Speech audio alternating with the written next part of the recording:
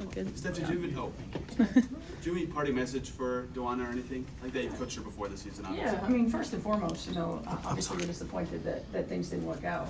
I love DB. I mean, DB is somebody that I have so much respect for. She's a Hall of Famer. And while I'm disappointed, I always, first and foremost, want her to be happy. And so I'm thankful for the time that we've had, and certainly, want her to be happy and wish her the best, and turning right now our focus to our team and what we can do to continue to get better. To the extent you can get into specifics, what is the balance or the challenge of trying to make a player happy but also coaching the rest of your team? Well, look, there's so many things that go into, and I'm talking about being happy personally. Like, I want her to be happy personally. I mean, there's so many things that go into it. It's a different group. While system might still be very similar, it's a different group, and things are happening quickly, and being able to mesh.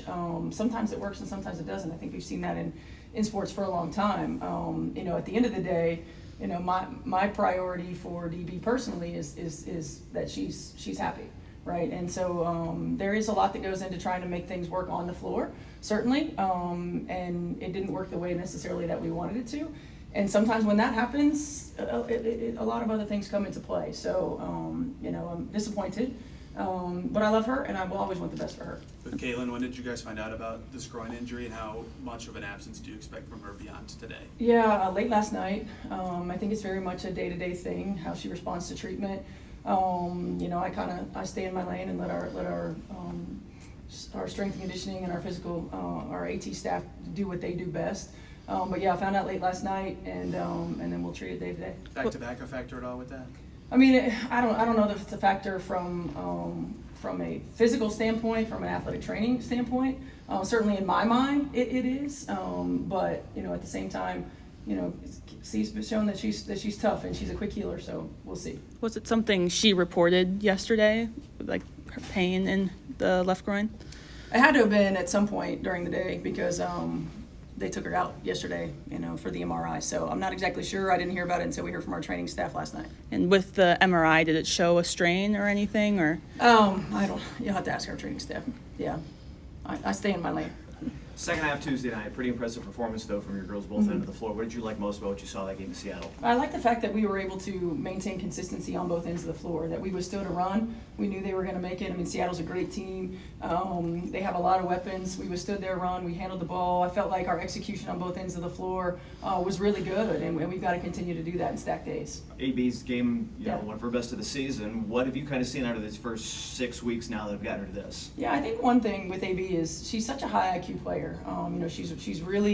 She's a player who can facilitate from the post position. She can score from the post position. One of the things that I've been challenging her to do is not look so much at deferring and facilitating and looking at scoring as a priority. She will find the next pass. She will find the next play naturally. We need her to do that.